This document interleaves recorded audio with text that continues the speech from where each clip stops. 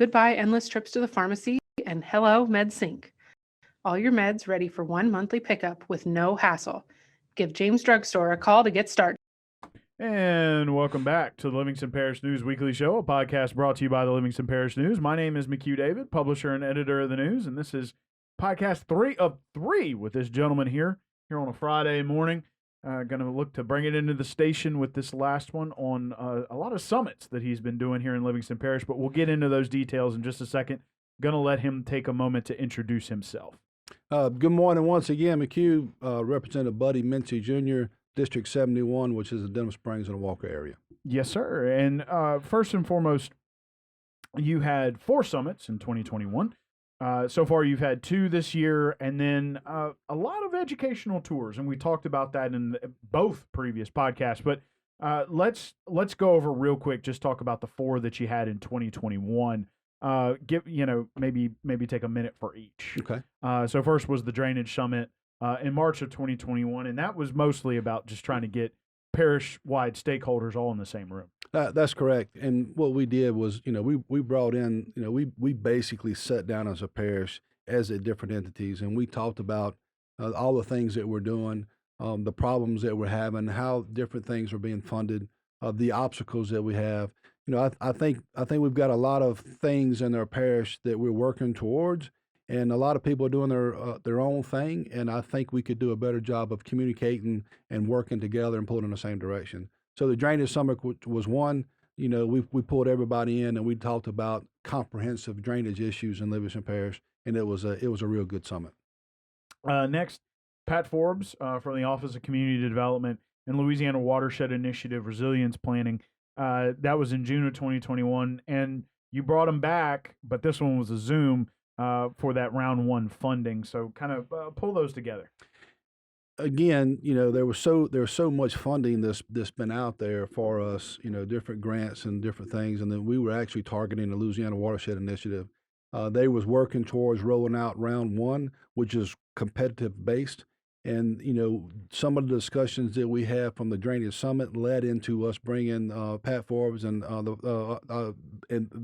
those folks with LWI to come in and talk to us as a parish about how we can competitively apply for those LWI grants. And we just talked about this at the end of the last podcast, but you had a broadband summit here, bringing in different stakeholders for that. Obviously, that has kicked off with your task force, and money is coming to the parish to try to at least expand broadband in a few places. Correct.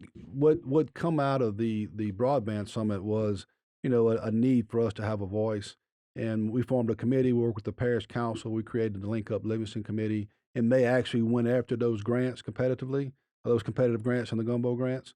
And we've been successful with receiving some of those grants for, a $3 million infrastructure improvement by charters. And we've also worked on some digital literacy and those types of things. So those summits last year, I thought were well attended. I thought they were fruitful. They were very effective, and we had a lot of attendance. So we expanded that into this year. Sure. So, again, if you're looking for more details on that, check out the last podcast we did, wherein we talked about some capital outlay stuff. We tagged that on the end. Getting into the 2 you've had this year, 1 in June, 1 in July. Let's start first with the water and wastewater grants. I caught up with you actually during that, got to, get a little interview with you outside about what you were looking to do.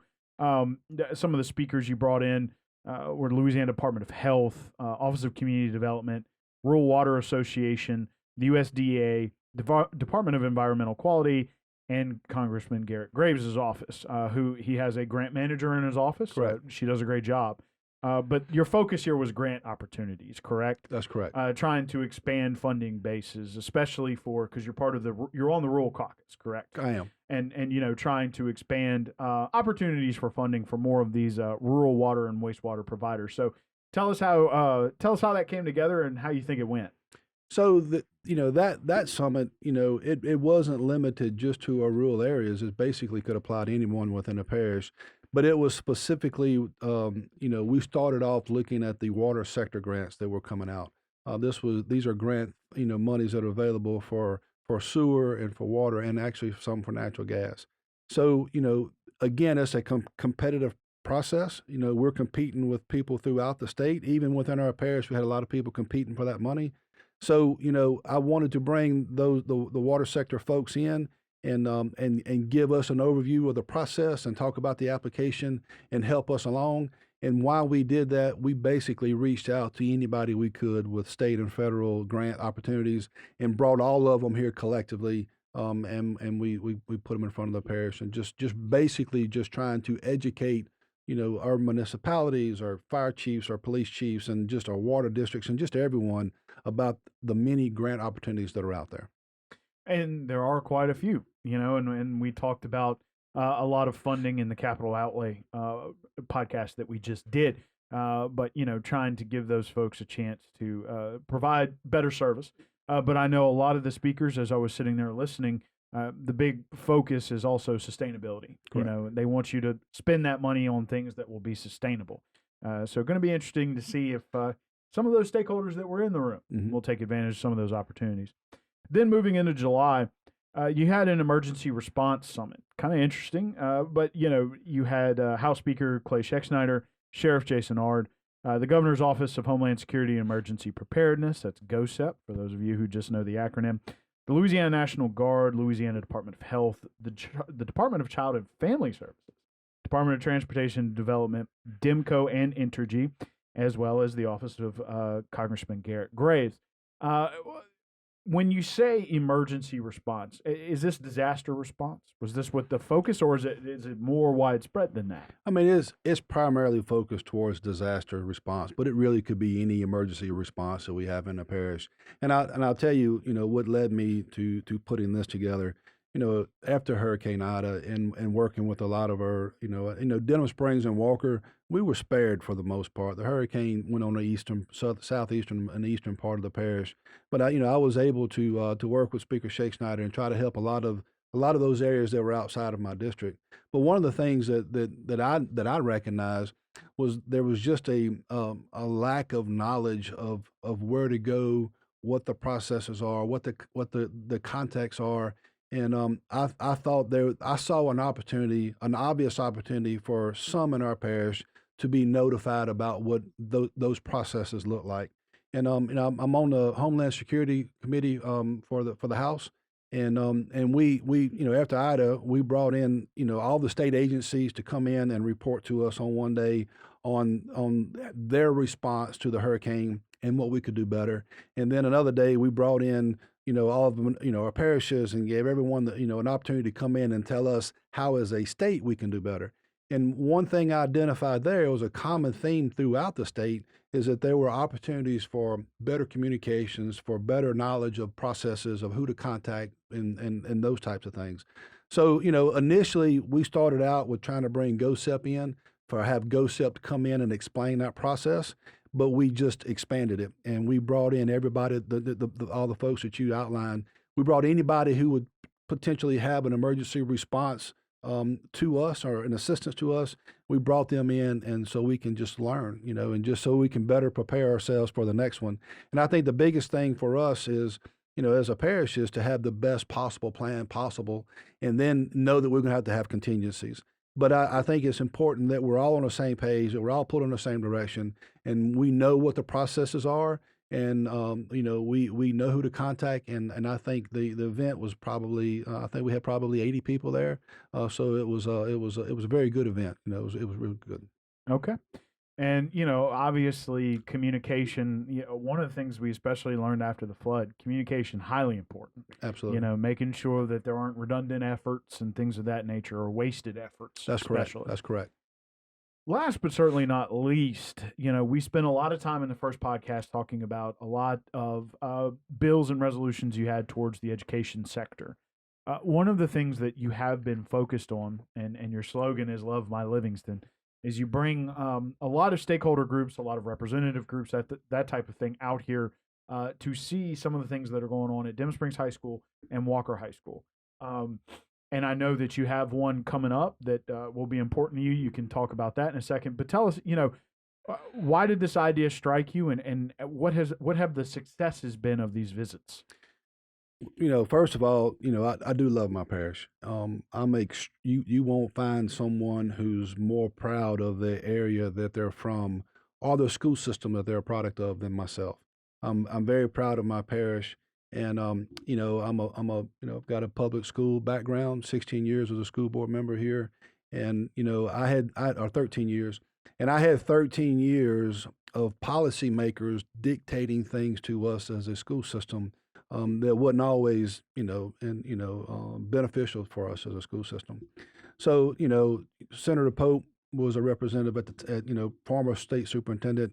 He fought those education battles to stand up for public education, and in doing so, you create some detractors. You create some special interest folks that go against you, that have other agendas. But ultimately, you have to stand up for your district. As a representative of Livingston Parish, our public school system is important. It's probably one of the most important things that we have. It is the economic engine of our parish. And public schools has been under attack for the last 12, 15 years. And there are things that are being done to address some failing systems that when they do things comprehensively for the state, a system like ourselves, we become collateral damage. And so consequently, as a legislator, when I'm at the Capitol fighting for my school system, which is a public school system, it puts me at odds with the special interests. It puts me at odds with some legislators, and I wanted them to understand why I fight for what I fight. I wanted them to understand. A lot of people they look at public education in our state through the prism of what their experiences are. They look at the failing system in New Orleans, Baton Rouge, wherever it may be, and that's all they know. That's their perspective. Well, not everybody is failing, and we got some systems that are excelling, and I think our parish is one of the best. So, I strategically wanted people to come in and see the other side of successful systems. And so, I brought in industry groups. We brought in the film industry. We brought in the healthcare industry. We brought in industry groups so we can try to foster a workforce pipeline from our high school students to being gainfully employed. And we've done that. But I've also brought in, some legislators so they can understand what we do here. I brought in, Lobby, CEO, President Stephen Wagensback. I brought in Eddie Rusponi. I brought in the Capitol Legislative Delegation, just a whole bunch of different groups. I've brought in as many people as I could. And, and we typically, the two high schools in my area, Denham Springs and Walker, and we focus on those two schools. Logistically, it makes good sense, but they're in my district. But I just want to say, we can go to any school system in our parish and see the quality of education that we are providing. But in those two schools that we go to, we typically go see the STEM Center, then we go see the CTE programs at Walker High School. And we wow every single person that goes there. You can't go there and not be overly impressed with the things that are happening at Walker High School. And at the end of that day, people want to know, how do we reproduce this? What do we do? How can we make this, somewhere else? So, I've got a resolution, a House concurrent resolution this year, HCR, I think it's 81. It basically created a task force, and my next tour of Livingston Parish will be bringing that task force here. There's like 19 stakeholders from across the state, and we're going to start off with touring Walker High School and kind of looking at that one from a model standpoint to see the things that they're doing and how we can reproduce it, but acknowledging that we've got other great systems throughout the state, and we're going to try to be targeting them as well to see what we can pick from them so we can make our CTE programs across the state. So it's going to be interesting to see how that task force pans out. We're going to be looking for an update from you probably next year, when we get involved in getting an update from you, legislatively speaking, or if there's some major development. I'm sure you'll reach out to us. So again, want to thank you, sir, for joining us here on the show. Why don't you introduce yourself as we wrap it up? Yeah, Buddy Mincey Jr., state rep from Denham Springs and Walker, District 71. And thank you for having me with you today, McHugh. Absolutely. And this was 3 of 3. If you missed the last two or did not know they existed, please go to www.livingstonparishnews.com /podcast. You can find them there, or you can find them on our Facebook page or our YouTube page. We are also on Twitter and LinkedIn. We're also online, www.livingstonparishnews.com. You can check us out there. We have an app to go with that. Or we are $7 a month to get the newspaper in your mailbox. One last time, my name is McHugh David, publisher and editor of the news. Appreciate you guys out there for joining us for the Livingston Parish News Weekly Show. And we hope you have a great day, and we'll see you next time.